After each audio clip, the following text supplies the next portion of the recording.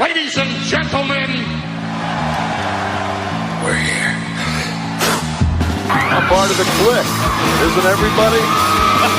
Yes! Yes! Yes! I got an idea, yeah. Beat up John Cena!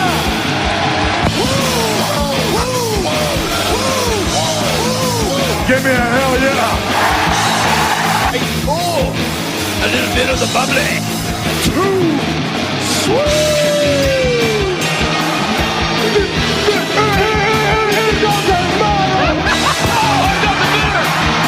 This is where the power lies! I am the man. Beat me if you can! Come on! It's showtime, folks! The following episode is scheduled for one fall, and it is for your listening pleasure. This is In The Kliq. What's up, everybody? Baby Huey here, and joining me once again is my good brother from Pro Wrestling 101 on Instagram. It's Richard. How's it going? Where's Tommy? He's at work right now. He's a working man. Some bitch. Cue up Tommy, this one's for you. I was gonna say, cue up Rush, Working Man, because that's Tommy's new theme song now. He's a working man. I'm proud of him. Yeah, I spilled a bunch of beer everywhere. So you got, Stone Cold beer right now. I got mine in the fridge. Hell yeah, brother. What was that? Yeah, a Terry Funk hat on as well? Yeah, I'm hardcore for Texas. You blend in right now. You should just go to Texas right now and just walk around. I got my Carrying Cross shirt on, Terry Funk hat. I'm talking like Stone Cold. I saw what Scarlett Bordeaux wrestled this weekend. First match back, right? Yeah. And then Killer Cross wrestled Friday in Las Vegas. Yeah, and he's now the new FSW champion in his old home. Stars of wrestling. Yeah, his old home promotion. Shout out to my Las Vegas peeps, my Las Vegas freaks. So that's cool for him. And I see now what he's trying to do now look wise. He grew his hair out, but then he got a little shaved on the side. So now it's he's hip.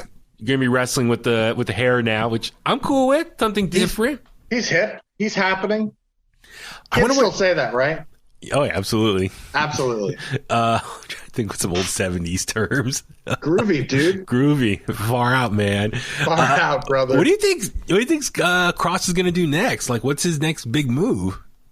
I saw, spoiler, that he's going to be with MLW.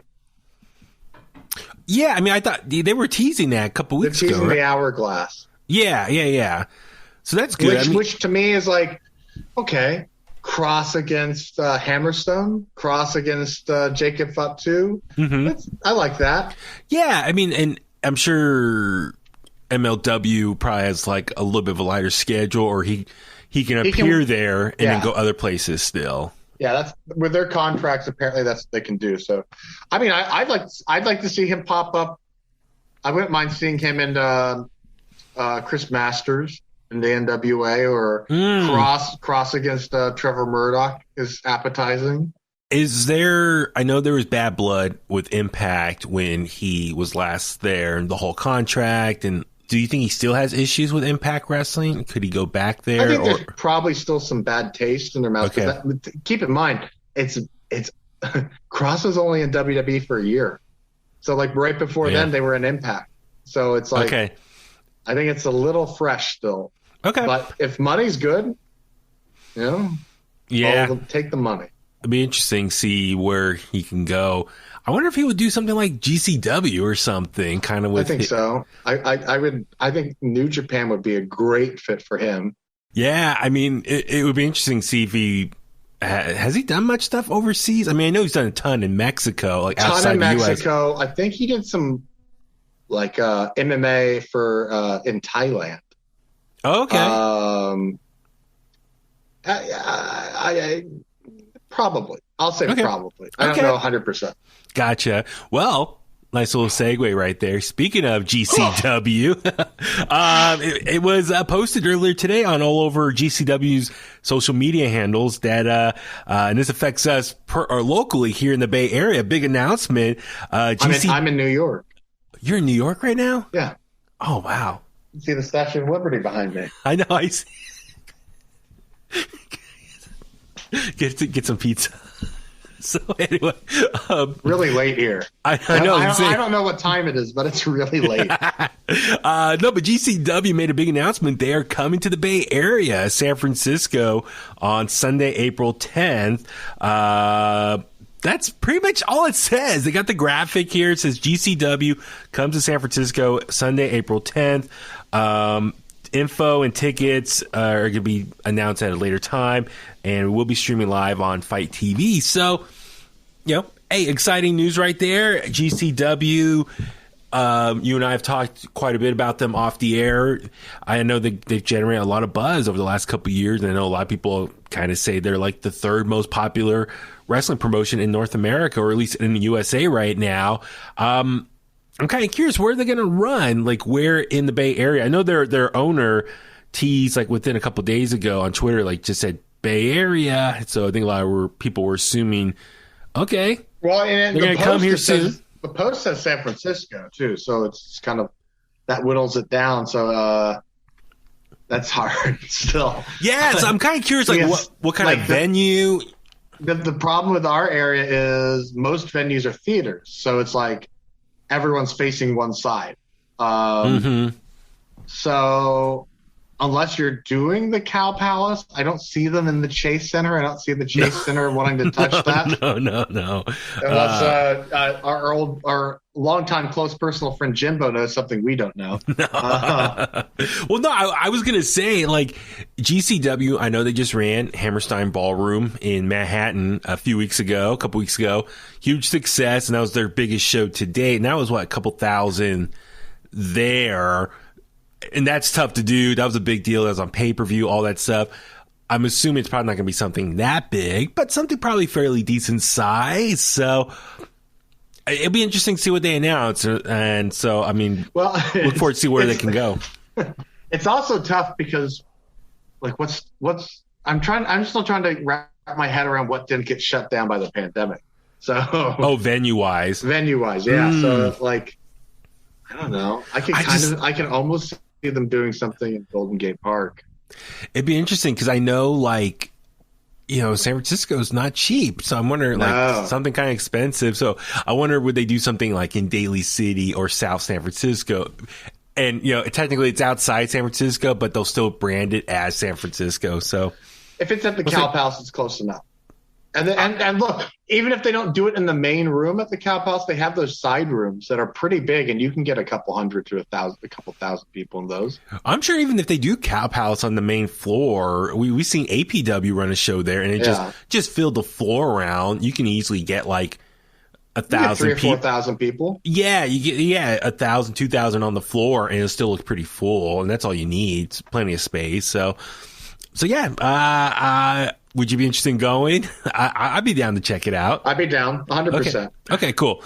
Yeah, just something new, different, especially with all the buzz and them making the way out west. So that'd be exciting for them. I know they do. Is Jeff Jarrett going to be there? Double J, JEFF, JARRE, double T. Dude, I would pop if Jeff Jarrett was there. Fuck yeah, that would be awesome. So I've seen him once ever, and it was at the '98 Rumble. That's the only time I've ever seen Jeff Jarrett. Really? Yeah. Man, they didn't come here. I mean, I think they came once or twice, but like, I would love to see him in person. Just throw his working punch. He has one of the best working punches ever. Oh my god, yes, the best. Even just. Yeah, it's so good. Just so, oh man, just to see him in person, that would be great. Yeah. And maybe I can get an interview with him because we are technically work for the same company. Can we ask? Yeah, sure. No, he's because his podcast is under the Cumulus Podcast Network, and that's the company that owns my radio station. So, what about my station? On your New York station? Yeah, it's on OnlyFans. Oh my god! Finding Columbo. Based off of the 1970s television show Columbo.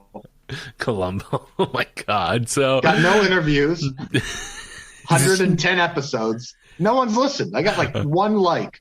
Every episode, you just review every episode. I review every episode. Okay. Doesn't seem like people care though. my God. So, oh man. So let's go ahead and jump into this week in WWE. First off, let's start with Monday Night Raw, and it's the fallout from this year's Royal Rumble.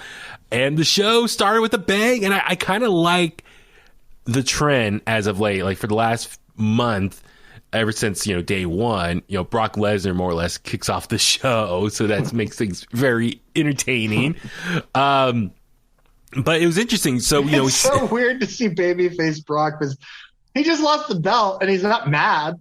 He's like joking around with Bobby still. It's just like, who is the real Brock Lesnar? Yeah, so that's the thing. We see, Bobby Lashley, MVP come out. They're celebrating Bobby Lashley's win at Royal Rumble. He's the new WWE champion, his second go around. And, he's interrupted, by Brock Lesnar. He comes out and he's dressed, ready to fight. He's in his ring gear.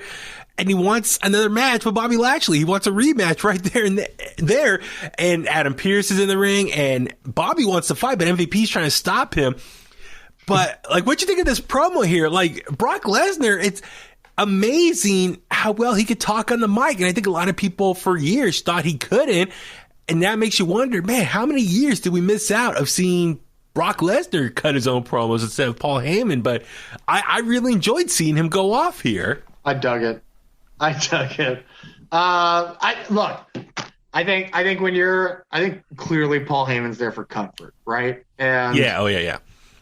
I don't think you could have Paul Heyman in the corner of CM Punk, and CM Punk is one of the best talkers of the last 20 years. Mm-hmm. So, I think if Paul Heyman is available to be used, no matter who you are, you want Paul Heyman. Mm-hmm, mm-hmm. So Brock Lesnar, he's calling out Bobby Lashley and says, he wants a piece of him and stuff like that. But at the same time, he did acknowledge that he wants to challenge Roman Reigns for the Universal title at WrestleMania. So since he won the Royal Rumble, he's calling his shot already. But then Adam Pearce went ahead and announced that Brock Lesnar is going to be part of the Elimination Chamber, which a lot of people were kind of head scratching. It's like, whoa, wait a sec. Why is he going to be in an Elimination Chamber match? Because no matter who you put him against, Brock's going to beat him. Yeah. That's why, folks.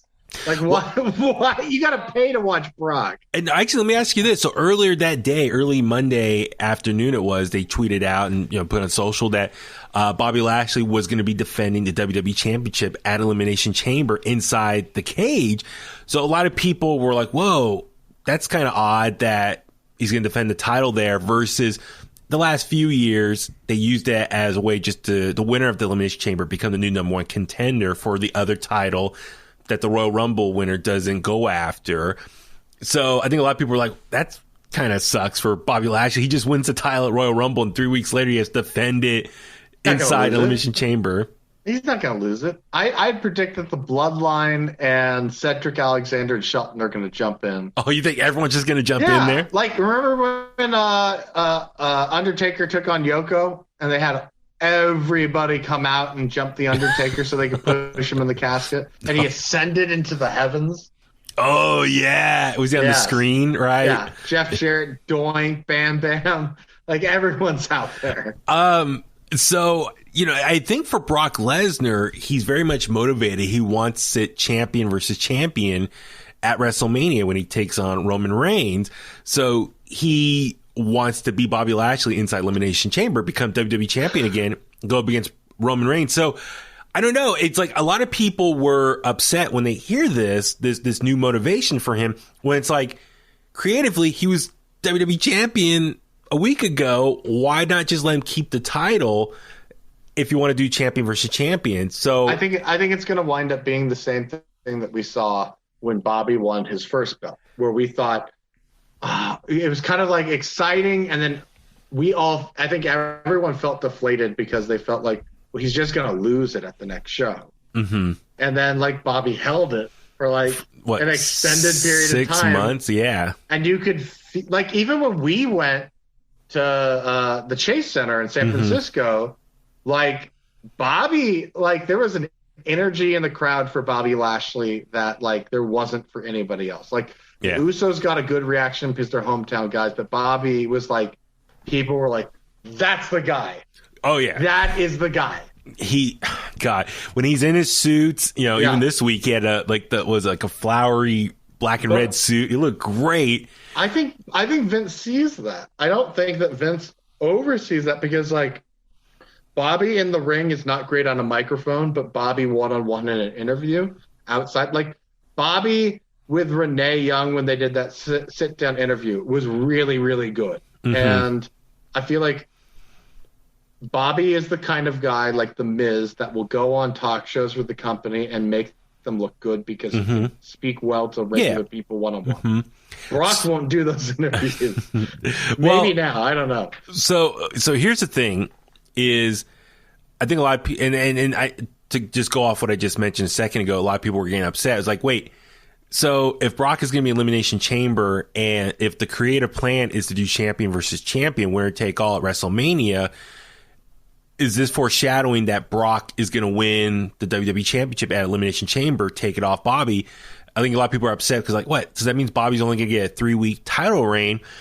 They're underestimating Bobby. True, absolutely. But I think what they're forgetting is the story beat here. As far as I think what was going to happen at day one, they just pushed it back into Royal Rumble, which is getting Paul Heyman to turn on Brock Lesnar.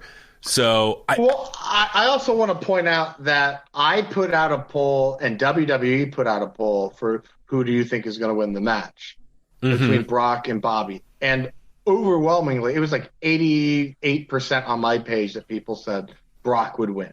And and WWE's page, it was probably 90% that they thought Brock was going to win and Bobby wasn't. Yeah. So it's interesting because like I honestly feel like Bobby and Brock, for me, is a 50-50 match where either guy could win. It just matters who gets the upper hand earlier. So I think what happened here was, my guess is probably what happened was day one, if COVID, if Roman didn't get COVID and Brock versus Roman would have happened, I'm guessing what happened was Paul Heyman would have turned on Brock there to help Roman win or retain the title, Universal Championship. But since he couldn't be there, they want to do something with Brock. They put him in that fatal 4-way, made into a fatal 5-way. And I think they're like, okay, we don't want him lose here, so he needs to win. Unfortunately, that means he's going to be WWE champion, and it's going to cut Big E's title reign short. So now it's like, if that's the case, if that story beat was very important about getting Paul Heyman to swerve or turn his back on Brock, I get it. They had to move it back to Royal Rumble, but I kind of wish.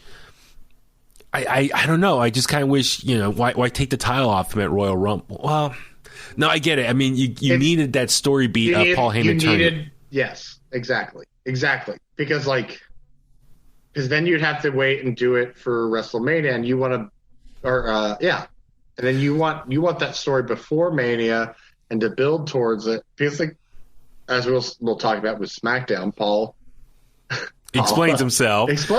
So it's just kind of like you knew that promo. He's been waiting to say that for a couple of weeks now. Yeah. So I mean, I guess like I understand what the story beat that was going to happen day one. It looks like now it just happened at Royal Rumble. Game Paul Heyman to turn on Brock Lesnar, which I think is interesting because they don't usually do that. I think usually when a storyline, someone gets injured or whatever, you hear that they dropped it. And the fact that they put this one on hold tells you that there's a longer storyline for this. Honestly, I think since they're doing Brock and Roman at Mania, I don't think Roman's losing. I think Roman's going to beat Brock. And I think he's going to get both titles. I think so too. I wouldn't be 100% surprised if they had Roman hold the belt for 1,000 days. Mm-hmm. And I'm with you. So to me, it's like, okay, I get they push back the Paul Heyman swerve to Royal Rumble, but my only concern is, okay, in the long run, Bobby Lashley's only going to get a 3-week title reign, so Brock can get it back, so he can do champion versus champion at WrestleMania. And then where does Bobby Lashley go from here? That's my concern. What if they threw Bobby in the match with Roman and Brock. That is very much possible. It could be a triple threat. I don't think anyone would see that, but this is not a sacred match where it's the first time ever we've seen Brock and Roman in the ring together. Because you also have to wonder, what do you do with Seth? Maybe they make it a 4-way. There's 2 belts. 2 belts on the line. Make it bigger. Because we've had 2 WrestleMania main events with Brock and Roman. Yeah. Brock and Roman. Well, technically 31 on Wikipedia. Shut up. It is a triple threat. I was there. On paper, technically it says triple threat. It started just one-on-one, but it ended as a triple threat. The majority of that match was one-on-one. One-on-one, I know. hate you so much. I know.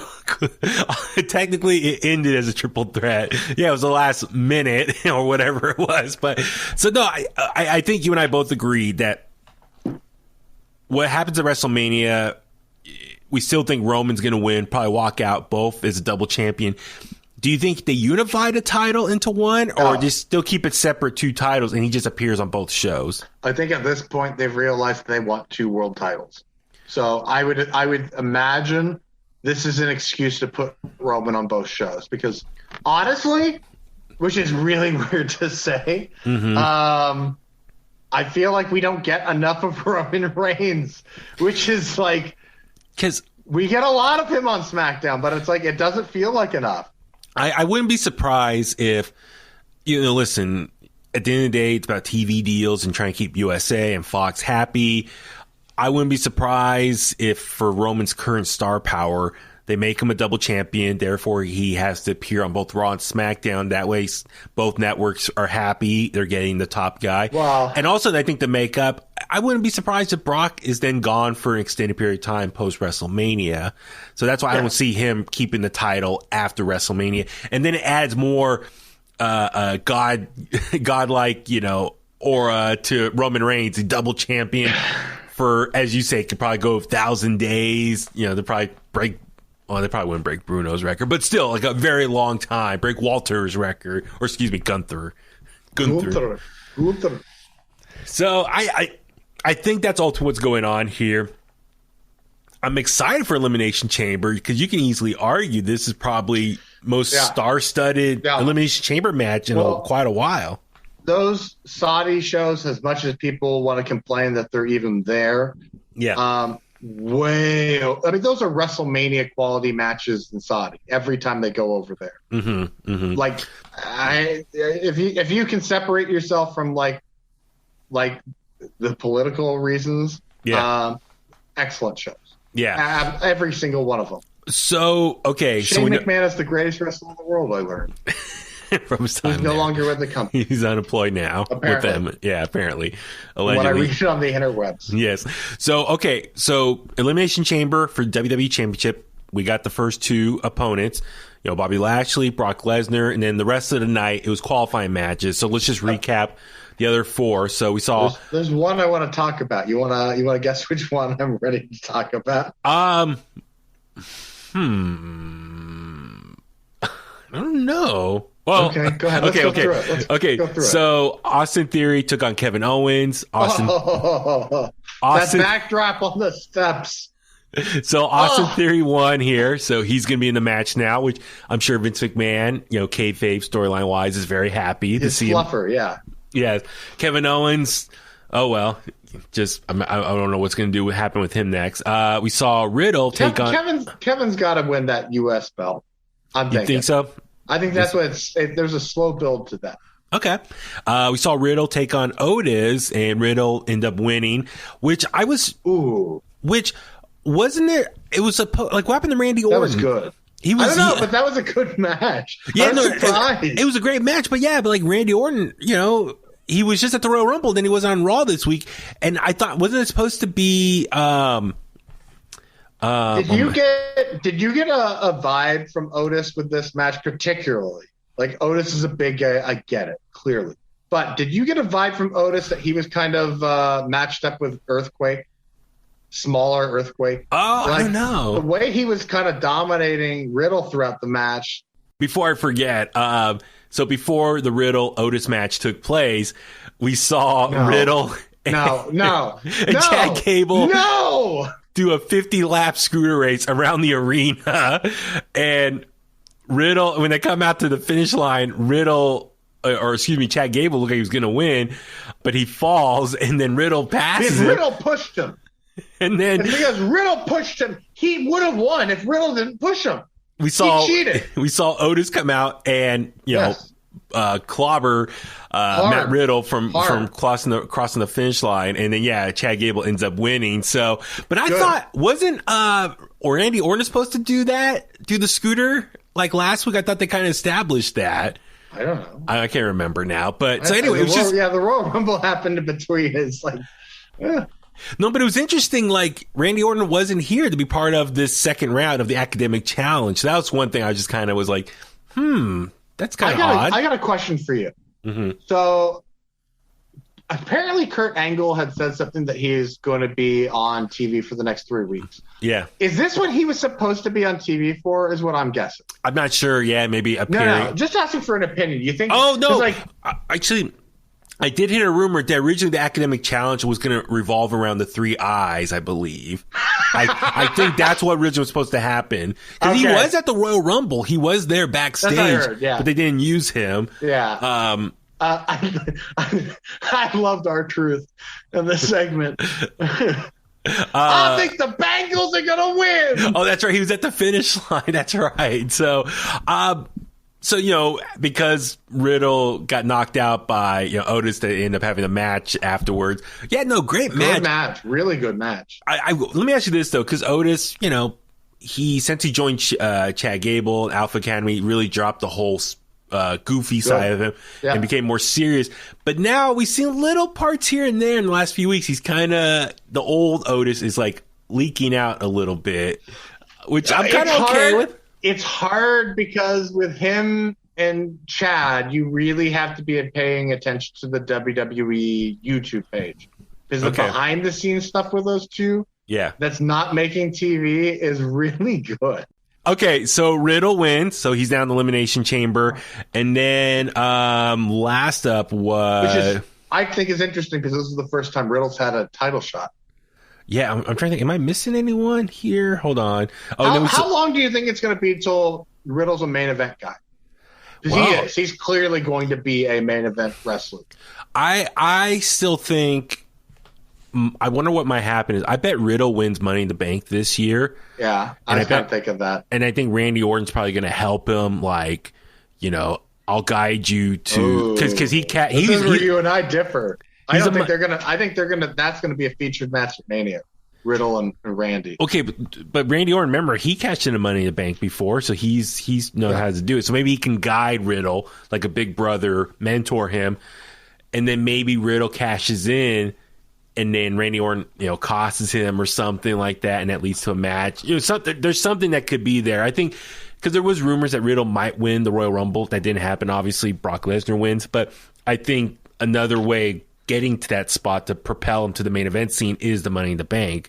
So I could see Riddle being the Money in the Bank winner this year, and that could lead to the tension with him and Randy Orton at some point. That's what I'm thinking might happen. But I do want to say, so AJ Styles took on Rey Mysterio. That's the one. Okay, so AJ Styles wins. He's not qualified for the Elimination Chamber. I got a question. But what about the match for you? I got a question. Did you feel like both of them were holding back a lot? A lot. Like they both were holding back to say like, hey, we can show you a lot more, but we want to save it for down the road. I think in general, TV, like Raw or SmackDown that's versus the first one-on-one, isn't it? I think so, but because before the pandemic, they were in a 6 or 8 man match when they were in the Bay Area last. And when I'm watching this, it's just like, oh my God, this is really good, really exciting. But I can tell they're both holding back because it's just so we're gonna have a good sportsmanship match, fella. That's what I was missing. Seth Rollins, he was added too. That's freaking right. Rollins. It's Seth freaking Rollins now, bro. Okay, because let's see. Because I'm looking here, Adam Pearce, Lesnar be competing. Then Seth Rollins announced that he would be one of the participants doing the technically winning his match at the Royal Rumble. Okay, that's what it was. So Seth Rollins got in. And that's right, because wasn't Kevin Owens upset? He's like, wait, you didn't have to wrestle? You didn't have to earn it? I have to wrestle to earn it? You should go talk to Adam Pearce and Sonya. Hey, help me. I'm your friend. Yeah. That's right. I shouldn't have to earn a spot. Okay, so... going back to AJ Styles and Rey Mysterio, I would not be surprised for them. They're like, listen, this is just a random episode, a regular episode of Monday Night Raw.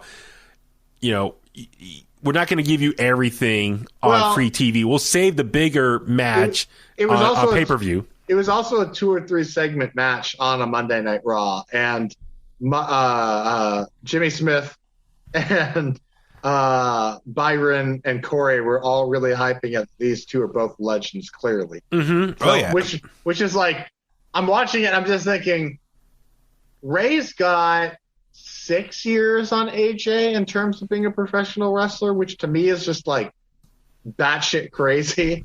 And the fact that Rey Mysterio right now, with the crazy spots that he's done, is as good, if not better, than he's been in the past. He is Benjamin Button of wrestling. Wow, he's 47. AJ's 44. Wow. Yeah.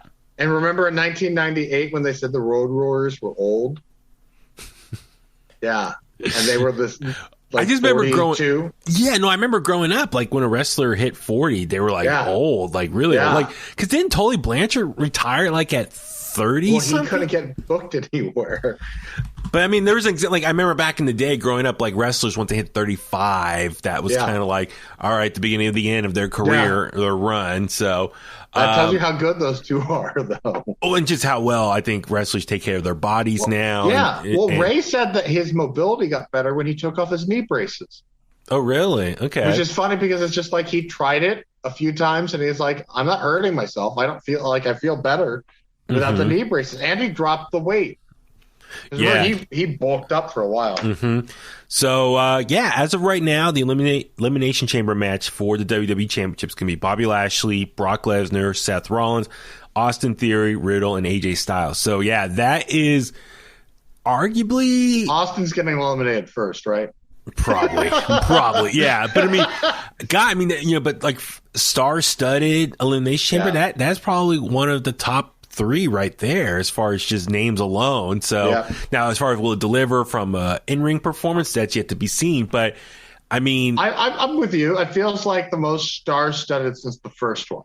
With Shawn Michaels, Triple H, Booker T, RVD, Kane, Jericho. Yeah, because that's when he debuted that.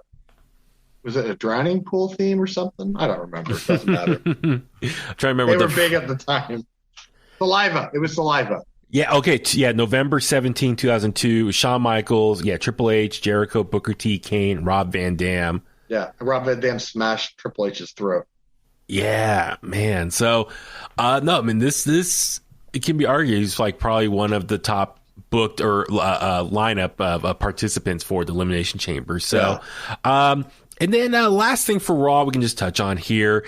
Main event or the last segment, we saw Ronda Rousey come out, Becky Lynch come out there. They have a little back and forth as far as, like who's Ronda going to choose for WrestleMania, who her opponent's going to be. I thought Becky Lynch was great as far as just talking, as their moms and the back and forth. The outfit, it was an outfit there was no way you could cheer for. It was like something you'd see in a Gwen Stefani music video. I feel like Becky Lynch, like her wardrobe as of late, it's like Spice Girls influence, like Spice 90s British. It's like Shirley Manson. Yeah, like she watches probably like old episodes of MTV from like 95 to 99. That's what she did in her time off. She went on YouTube, looked up old, MTV, shows and, pre-TRL stuff. Old MTV VMAs and stuff like that. The Carson Daly years. Yeah, exactly.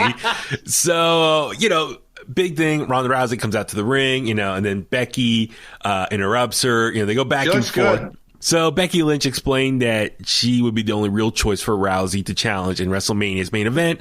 Which I want you to remember this when we get to SmackDown, because I thought that was key when Sonya came out and said that she talked to Becky Lynch. Yes, I noticed that too. Yeah. So they're going back and forth. Well, to our listeners, I watched these shows back to back yesterday, Saturday. So Saturday, February 5th. So it was really funny to get that, like, it's like when you watch a series that all the episodes are online and you can just kind of binge watch it. Because like there's stuff in The Sopranos that if you miss, you don't think anything of it. But if you watch it really quick in order, like you'll like, oh my God, that's what they did. Connect the dots easier. Yeah. It's so much harder to watch shows weekly now. So Ronda said she'll make her announcement Friday on SmackDown. So it's like, oh, big cliffhanger. Got to wait. So she leaves. But then we see Lita come out and just challenge Becky to Elimination Chamber at a match there. So I don't know what you think of Lita coming back to wrestle one more. Well, that was what we talked about last week, remember? It was like, I kept asking you, did Lita say she was back for a run or not? And, I don't know if this is just a one-time match or... I mean, they did that thing with Michael Cole, and she said that I think I have one more run in me. And I don't know, is a one more run 3 months, 6 months, a year? I mean, she lives in our area now. She's in the Bay Area. Yeah, she's in San Francisco, yeah. I like that booking, though. I mean, it sucks because as much as, like, if anyone comes back, I want to see them with Charlotte.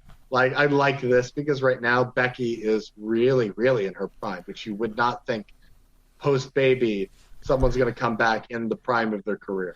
I just wonder for Lita here, this match, it's just they're trying to use Lita's star power as a legend for Elimination Chamber for Saudi Arabia because, they really lean heavy on legends just to do one-off matches. So I just wonder if that's why this match is just even happening. It's just to give Becky Lynch something to do. I think she's got an itch and she's trying to scratch it. I mean, she came back in the Rumble. She came back before the Rumble and she looks great. So it's like, absolutely. I would say that she probably even left earlier than she should have, like Trish did. I think both of them had a lot left in the tank, and that's why they've both kind of sporadically come back. So. Yeah. So we'll see what happens. I mean, for right now, obviously, we'll just focus on Elimination Chamber and that match there. But then what happens afterwards, that's yet to be seen. So hopefully we'll get more clarification over the coming months. So, but yeah, we love Lita and we'd love to see more of her. I think she'd be just great. She's a great addition to the roster. Because I've seen a few things here and there with Medusa where she wants to come back, but like, She was away from it so long, I don't think it's easy for her to jump back in as it is for someone like Lita. And Lita's got the youth on her side. But, I mean, if Lita came back for a year, I'd be thrilled with that because there's a bunch of matches. Like Edge, it's just like there's a bunch of matches we never got to see. And I don't hold Lita up as high as I do Trish. I don't think Lita reached that status for me, but I've always enjoyed Lita. So Lita and Bayley, Lita and Sasha, Lita and Charlotte, Lita and Asuka, Lita and Rhea, Lita and Bianca. It's all, I think you can squeeze that in a year, don't you? Yeah, absolutely. So, maybe a Lita and Trish tag team championship run. By the way, are the women's tag team titles never going to be defended off of Raw again, or what the hell is going on there? I feel like they knew we wanted them, but then they didn't know how to deliver it. It's like it is one notch above the 24/7 title. Yes, like that's all it is now. It's the second title or weakest title in the company. I know it's just frustrating because like it's just frustrating to me because I want to see it defended. I don't want to. I mean, but the thing is, like the tag titles won, you could really create maybe some fun tag teams and give those ladies some more TV time, create more compelling matches. But they just don't invest enough time into it, and so it makes I thought Dana Brooke and Mandy Rose, what they had going was really cool as far as similar outfits, the blonde hair. It was really cool. They're both doing good.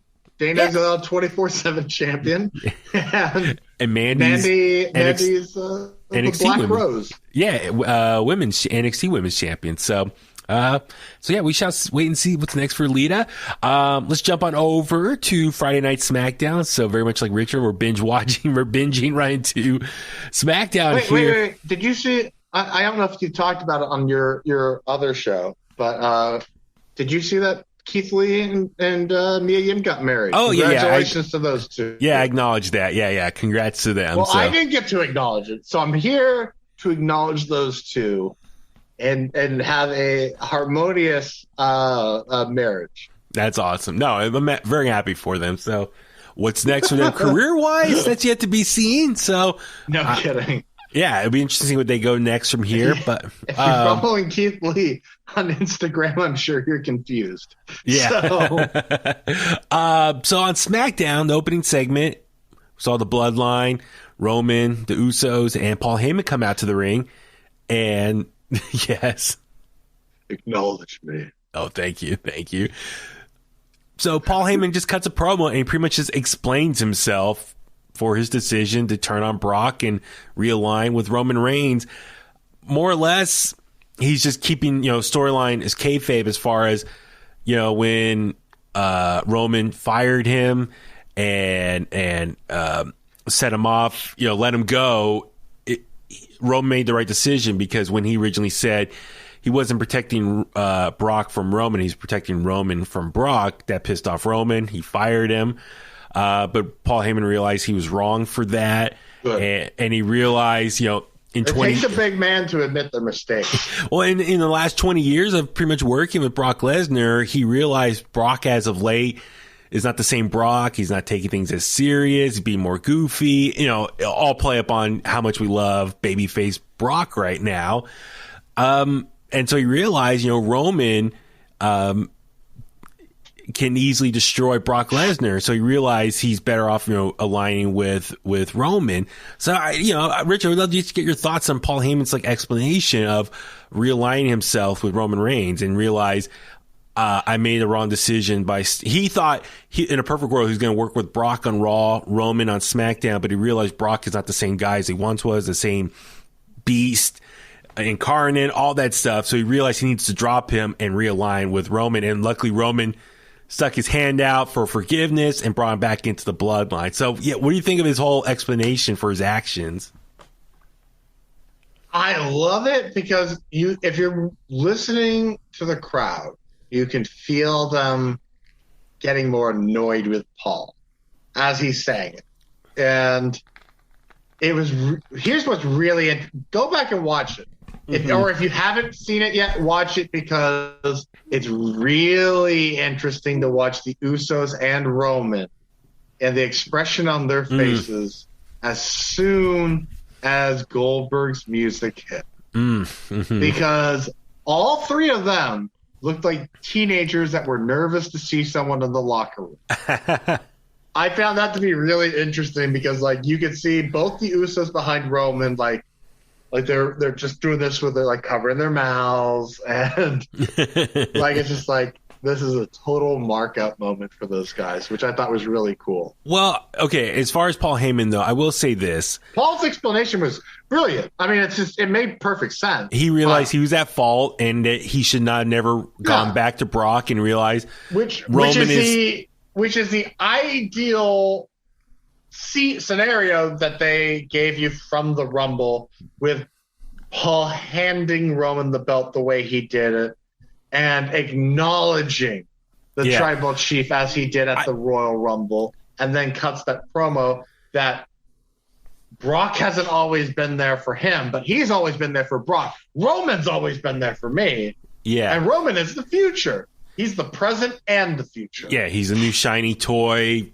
Yeah. That he can extend his own career by aligning himself with. But let me ask you this, and I thought of you because, going back to an example you talked about a long time ago. So TNA, Bully Ray, when he joined Aces and Eights or was revealed as the leader, and a lot of people thought it was kind of a weird story beat when he joined with them because he took beatings from Aces and Eights in the ring. Yeah. And it's and what was do you remember what I told you was his explanation? Well, it's he everybody takes a beat once in a while. Yeah, it's more or less for him, it's like to really sell the ECW mantra. Yeah. And a different company. And it makes perfect sense that way. But I'm totally with you. Paul takes the Superman punch, takes one for the team. See, that's why I thought his excuse was 100%. I thought when he was going to cut the promo and explain himself, I thought he said this was the plan all along, and he knew to really sell the fact, or to really trick Brock Lesnar, he took the Superman punch to really sell it that he was allegedly getting kicked out of the bloodline, and to really win over Brock's trust that way. He's like, wow, he took a Superman punch from Roman. He's completely done. So I can, from Brock's standpoint, I can really align myself with Paul Heyman here. It's okay. Well, and to add to that, it's brilliant because the visual, I think everyone assumed that Paul was pretending to screw over Roman to begin with when the storyline started. However, when Roman did Superman punch him, Paul standing there like nothing was going to happen. And I think when you saw that visual of Paul just standing there and literally taking it on the chin, it threw people off like, whoa, like what? Yeah. Paul let him hit him. Yeah, no, but that's the thing. I thought he was going to say, you know, I took that punch on purpose to sell the fact, to trick Brock into thinking I was gone from the bloodline officially, and this was the plan all along. No, he just admit, yeah, I deserved that punch. And so he's kayfabe-wise saying, yes, I did get kicked out, taking that Superman punch, but I realized during my time away from Roman, I needed him. So so it was interesting they went that route. I thought it was going to be more aligned to like the Bully Ray story with Aces and Eights and TNA. That's like, I think it is. I think it's comparable. But it's like, I thought he was going to say I took that Superman punch on purpose, but no, he said he didn't. I mean, at least kayfabe wise, he's trying to say he didn't know he was going to take it. I think with Paul, because it's Paul Heyman, it's still comparable, because even though we know that Paul is with Roman, there's always that aspect of Paul Heyman as, can you really trust this guy no matter who he's with? Well, because if this is the second time he's betrayed Brock and survived so far. So like when he did it to Brock the first time with the Big Show was, I don't want to say he was in the peak of his career, but he was the most dangerous Big Show version of the Big Show. Yes. And, right now, I would argue that Roman Reigns is the most dangerous version of Roman Reigns. Absolutely. So that's my thing. It's just when I saw this happen and when I was waiting for the explanation, I thought we were going to get a similar explanation like when Bully Ray joined Aces and Eights, but we didn't. It got something different, I thought of you just because, like, I haven't had a chance to check out other podcasts, but I don't know if anyone else made that comparison. But I thought of that based on what you told me. You told me a couple years ago. So I didn't think about that, but it makes a lot of sense. Because Bully, he more or less said to really, he did it for a year though. I mean, that's the difference. Yeah, he was in Aces and Eights all along, but to sell and trick other people that he wasn't affiliated with them, he took the beating from Ace and Eights to trick everyone. If no one knows about this whole storyline, go back on YouTube, because at one point Bully Ray, Bubba Ray Dudley, was engaged to Hulk Hogan's daughter, Brooke Hogan, and after coming out as the leader of Aces and Eights and winning the world title, he has a great moment where he tells Hulk Hogan, I used you. Brooke Hogan, I screwed you. Yes. And not like a Montreal screw job. So. Exactly. And then, we see Goldberg come out and challenge Roman Reigns at Elimination Chamber. He came in the ring and he told Roman Reigns that he acknowledged him. Yes. And then he acknowledges that he's next. Which I thought was badass as hell. So here's my thing. I think most people at this point just kind of over Goldberg and seeing him on TV. No, I think it's going the opposite way. Because I feel like when we got Bobby Lashley and Roman, people were over Goldberg. And after that match, I feel like people kind of sang a different tune. The same people that were complaining were kind of like, oh, he's doing much better than the last couple matches. Blah, blah, blah. I don't know. I kind of felt a different vibe, and I felt like the crowd in the building felt differently because even the last couple matches with Goldberg, I would say dating back to the one he had with Dolph Ziggler, fans, you could feel it in the arena were a little deflated by his presence. Yeah. I feel like his match with Drew and his match with Bobby might have swayed some people in a different direction because I felt like they kind of wanted to see this match finally. Yeah, I mean, for me, like, I'm kind of burnt out on Goldberg, but in this situation where Michael Cole kind of explained, he's like, listen, they were supposed, when Goldberg got the Universal Championship, he got the Universal Championship by being the Fiend, and in Saudi Arabia, that was early 2020. It was supposed to be Goldberg versus Roman for the Universal title at WrestleMania. Didn't happen. Roman, went away because he just didn't want to, expose himself to potentially, COVID at the time.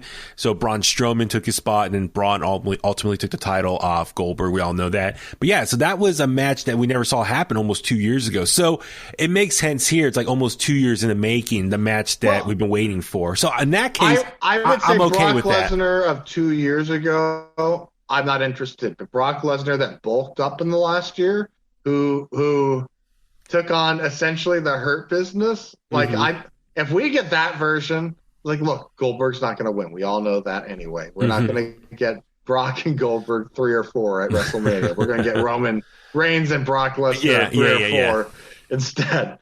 But I'm cool with this. I think yes, look, I'm cool with it here too. We know Goldberg's not going to win, but I feel like Goldberg and Roman are going to have a decent match, a pretty decent match, maybe a great match. Yeah, it'll probably be 8 to 10 minutes at most, maybe. Look, I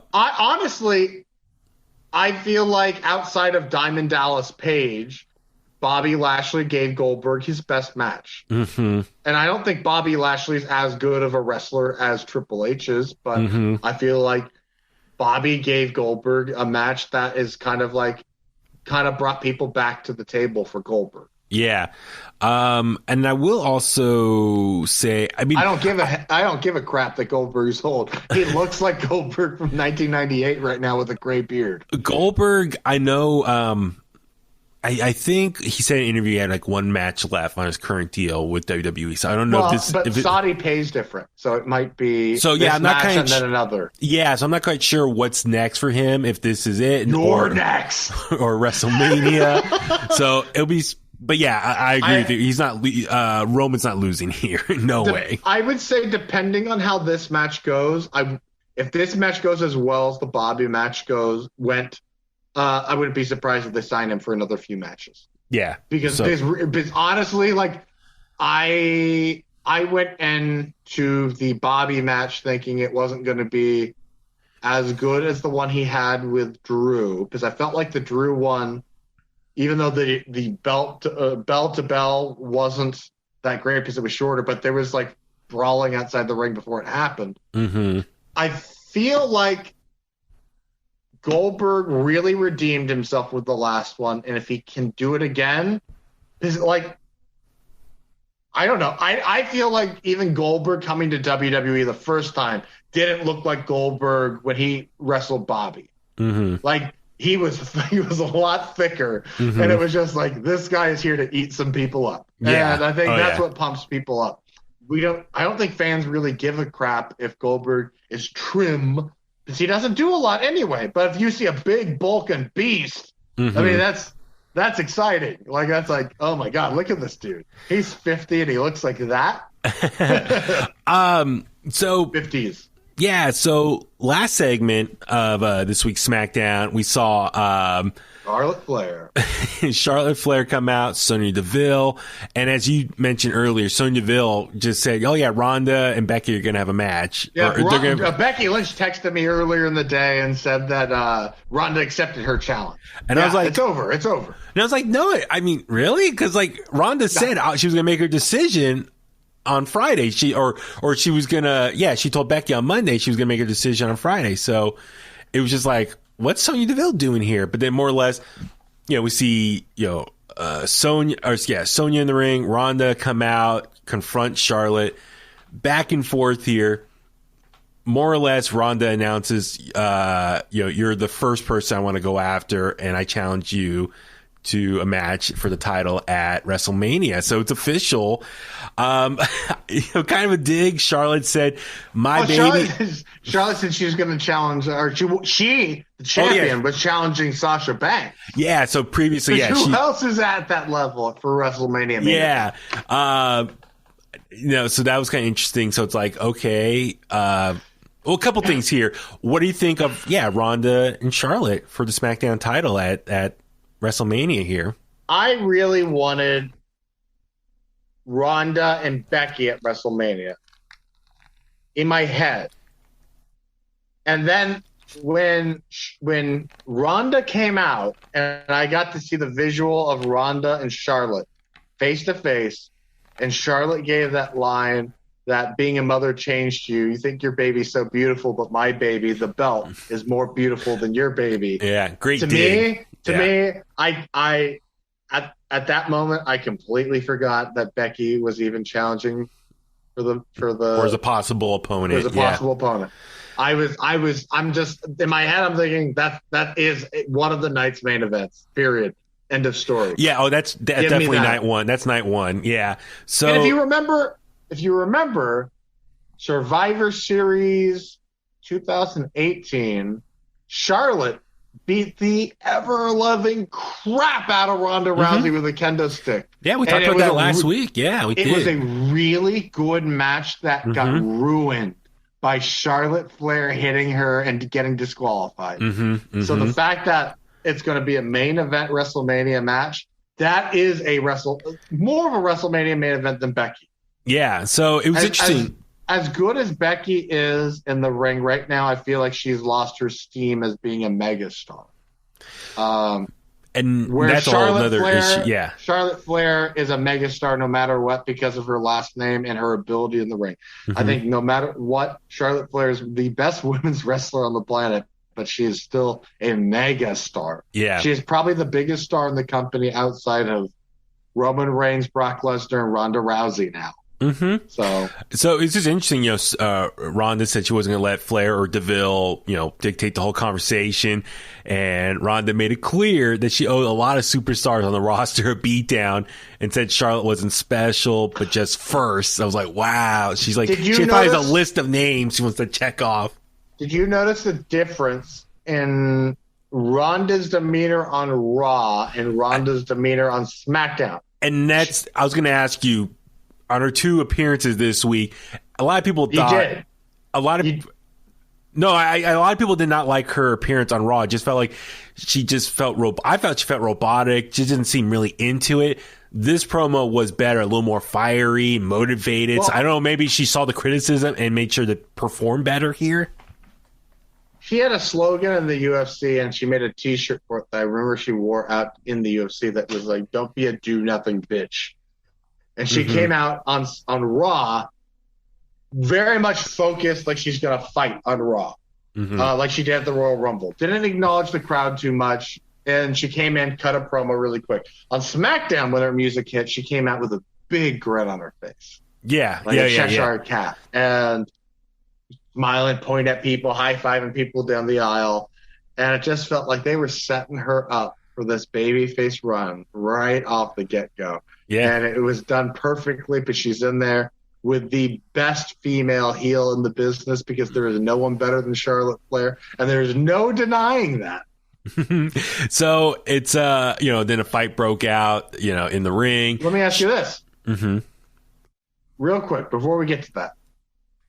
Who does Becky face at WrestleMania? I think Bianca. And then the winner will face Bayley afterwards. Bayley will probably be back by then. So I think it's going to be Bianca. Bayley over Asuka? Because they're both coming back any second. I think let's say Bianca wins, then she could face Bayley, and then Becky can take on Asuka. Maybe it's all rotation at that point. Who faces the other one, So The segment, though, the ending with the fight broke out, Charlotte jumped out of the ring, and then Ronda picks up Sonya, throws her, then puts her in the armbar. It seemed a little slow motion a little bit. If you look on the Instagram video that WWE posted, Ronda was going a little slow. So, she got in there, and she had a match afterwards, apparently. Did you see that? No. Online? It was a dark match? Yeah, dark match was Ronda and Naomi against Charlotte and Sonya. Oh, okay. Right on. Okay, cool. Oh, no. Wait, I think it was Natalya and Charlotte. There we go. That makes more sense because Natty was probably already Natty's ready to go. Very close with Ronda. Oh, yeah. Oh, yeah, it says here, Ronda wrestled dark match after SmackDown. Let's see. I'm looking here. Blah, blah. Come on. Rousey team with Naomi square off against Charlotte and Natty in a tag team match. Okay, cool. I guess for SmackDown, one other thing I just want to touch on real quick. Big E back on SmackDown, teaming with Kofi. They're the New Day again. It's a tag team. Took on Los Lotharios. I thought it was a great tag team match. I want to see more Los Lotharios. I think they're great. I agree. That there was a moment where Angel gave a super kick to Kofi, who was springboarding off the top rope. Yeah, and I was just like, "Oh my god, he actually nailed him with that." Yeah. But a lot of people were kind of upset because it looks like, okay, with this move for Big E to SmackDown, is he getting the same treatment Kofi got a couple years ago after he lost the WWE title to Brock Lesnar? Is his singles run over with, and he's just kind of done being maybe a potential main eventer? Yes. Yes, he is, I think. But I don't think it's the end of it. I think it's just the filler now. I think he's got some stuff to work on before he comes back to being a main event guy. Okay. That's all. That's all I think. Yeah, okay. I enjoyed it. I think Big E in that position did better than Kofi did. Oh yeah, I think so too. Mm-hmm. Outside of Daniel Bryan, why would you need Kofi to be the world champion outside of Daniel Bryan? So but I think that's good storytelling, because if you were to have a competitive match with Brock Lesnar and Kofi Kingston, why? No one believes that. There's the hardcore wrestling fans that say that Kofi deserves it, but there's more people that are casual watchers of the program that would question, how could Brock Lesnar have a 5-minute match even with Kofi Kingston when he looks like that compared to Brock? Yeah. So, we'll see how this plays out with Big E. I hope it's not the end of his main event push. I hope, if anything, maybe, this is just something to keep him occupied for right now until they, once the main event scene kind of, plays out as it currently is with the current people at top. And then when it dies down, he can kind of come back up into there. I think it's more consequence which is no pun intended if you know Xavier Wood, consequences creed. I think it's more consequence that Xavier is injured and the New Day act is too big of an act not to have on TV. So use the guy from a merch sales. Yeah, that makes sense too. Because look, if it also helps to assure that Big E has something to do at WrestleMania, then not have a New Day act on WrestleMania again. Okay, no, that's a good point. That's a very good point. No one I've seen really acknowledge that. It's like, what's better, not having Big E on TV, or at least put him with New Day so you get. And if Big E was on Raw, what's he do at WrestleMania then? Yeah. Who is he in a hot feud? I get it. WrestleMania's in March, right? So March, April? April 2nd and 3rd. There you go. So you've got how many weeks to build up a guy that has been your world champion to have a one-on-one match with someone who's having the one-on-one match with it from the Raw brand at WrestleMania? Or is he in a 3-way where he can be forgotten, or a 4-way or where he can be forgotten? So, if they didn't move him to SmackDown, I'd say that he's the front runner to win the Andre the Giant Battle Royal if they brought it back. Yeah. So we'll see. We'll see how it goes there. Yeah. Last thing, we'll just touch on NXT 2.0. A lot of matches this week, so definitely check it out if you haven't done so yet. Opening match, Imperium versus Diamond Mine, 6-man tag team match here. So good. I kind of wish it went on a little bit longer, but dude, it was chaotic. It was hard hitting. You know, it's not Imperium versus Undisputed Era like at Worlds Collide, you know, a couple years ago, but it was still very much cool to see Imperium versus another faction here. Imperium, I thought, was a great performance. It was just cool seeing those dudes. Gunther. That act should be on the main roster, I feel. I don't know where. I don't know where I don't know where I'd put him. But I feel like Marcel Barthel and Fabian Eichner. I'll say this. I feel like both of them should have been a tag team on the main roster before Gunther. Yeah. Well, and then the other thing, too, is it's just funny hearing the crowd saying Walter still. So that was kind of interesting. So, no, great match here. Does it matter? Do you care? Because, like, how much tougher of a name is Gunther than Walter? It just, you know, I was so used to calling him Walter, you know. Yeah.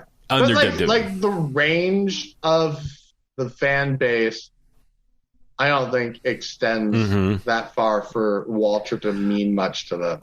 Yeah. Well, and then one other thing. It's kind of like Kozlov. Like he was Vladimir Kozlov, and then he was just Kozlov. And I don't think they gave a crap. Yeah. I do want to touch on Saray. You know, we saw her make her return in the ring as like this new gimmick that she has. From Japanese schoolgirl to like superhero. Yeah, it was really cool. So like a lot of people Clark Kent to Superman.